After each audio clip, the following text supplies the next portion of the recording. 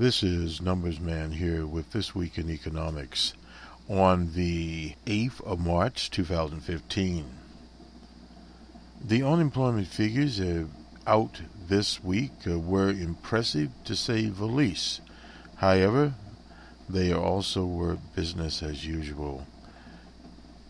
And there is already clamors about raising the interest rate in June.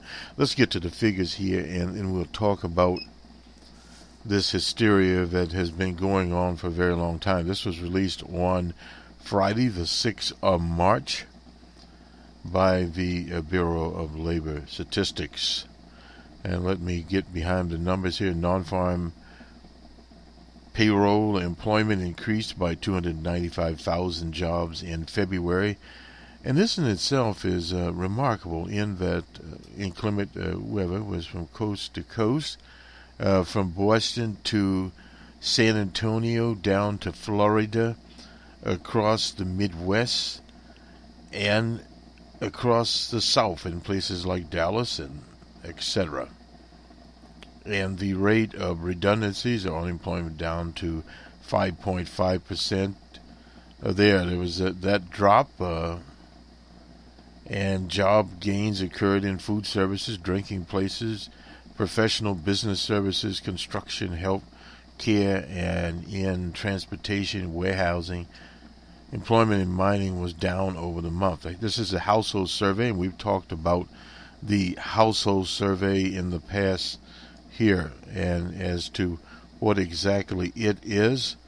There are two principal surveys that are out. And let's just get to that a bit here and look at the household survey. Let me just a second here. Let me back. Looking at some scholarly articles on it. I went into this before and talked about exactly what the techniques are. We will not do that here, but what we will do is we'll just define it for those that missed that particular broadcast that we were doing at the particular time out there. And this is the general household survey here, and we'll just I believe it started out. Well, wait a minute. I'm sorry. This is in the UK.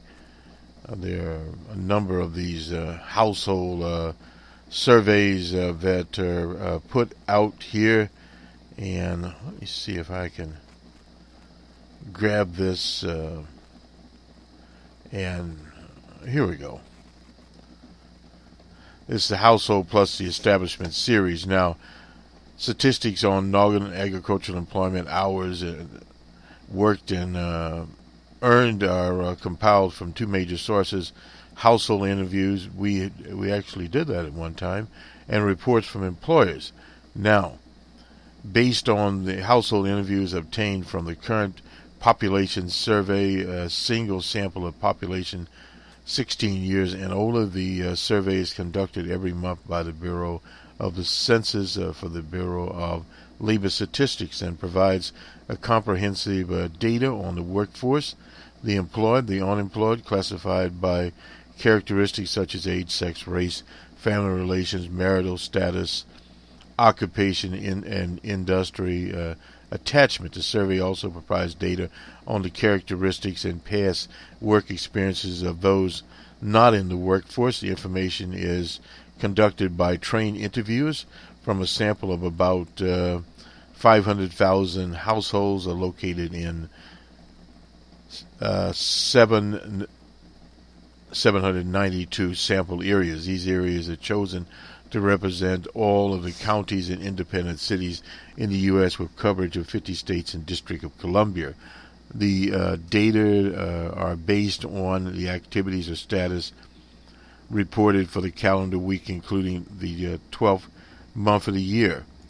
Data based on the establishment records are compiled each month from mail surveys out there and telephone interviews by the Bureau of Labor Statistics in cooperation with state agencies. The current employment statistics survey is designed to provide industry information on non-farm wages and salary employment, average hours worked, and the average weekly earnings for the nation there, and the sample from about 390,000 establishments employing over 47 million non-farm payroll types.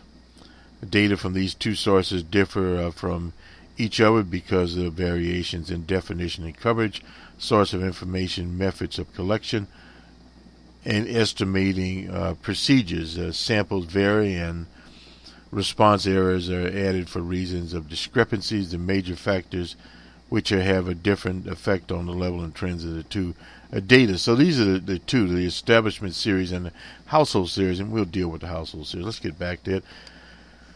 Among major work groups, the unemployment rate for teenagers decreased by 1.7 percentage points to 17.1% in February. The jobless rate for adult males, 5.2%, adult females, 4.9%, for whites, 4.7%, for African Americans, 10.4%, averagely too high, for Asians, 4%, for Latinos, 6.6%, still too high there, showed little or no change there. The number of long-term unemployed, those jobless for 27 weeks or more, was a little change from 2.7 million. In February, these individuals account for 31.1% of the unemployed. Over the past 12 months, the number of long-term unemployed is down by 1.1 million. The civilian workforce participation rate, we look at it very closely, at 62.8%. Little changed in February. It has remained in a narrow range of 62.7 to 62.9% since April of 2014. The employment population ratio was unchanged at 59.3% in February, but is up by 0.5% over the year. The number of persons employed part-time for reasons of economics as to the voluntary part-time worker was little changed in February at 6.6 million. Way too many there. In February, 2.2 million persons were marginally attached to the labor force, little change from a year earlier. The data was not seasonally adjusted there. They were not counted as unemployed because they had not searched for work in the 4 weeks preceding the survey. Among the marginally attached, there are 732,000 discouraged workers in February, a little different from a year earlier. Discouraged workers are persons not currently looking for work because they believe there are no jobs available. Very rational thinking there. They reached 1.4 million persons marginally attached in February, had not searched there. The establishment survey, and this is where we go over the two. Non-farm data employment rose by 295,000, compared with an average of 266,000 over the prior 12 months. Employment gains occurred in food service, in drinking places, professional businesses, construction, healthcare, and in transportation, warehousing. Employment in mining declined over a month. In February, food service and drinking establishments added 59,000 jobs. The industry had added 335,000 jobs per month over the prior 12 months. Employment in professional and business services increased by 51,000 in February and has risen 660,000 over the year. In February, employment continued to trend up in management, technical consulting services, 7,000 there. Computer design and related services, 5,000. Architectural and engineering services also at 5,000. Construction added 29,000. Yeah, that's actually a pretty good number for the winter. In February, employment in specialty trades Contractors rose by 27,000, mostly in the residential component. Over the past 12 months, construction has added 321,000 jobs. Employment in healthcare rose by 27,000, with gains in ambulatory care at 20,000. In hospitals, 9,000. Healthcare has added an average of 29,000 jobs per month over the past 12 months. Transportation and warehousing, 19,000 jobs added there in February, with most of the gains occurring in courier and messenger services. That's the lower end of the business. At 12,000, employment in transportation and warehousing grew by an average of 14,000 per month over 12 months. Employment in retail trade continues to trend up. 32,000 in February, has grown 319,000 over the year.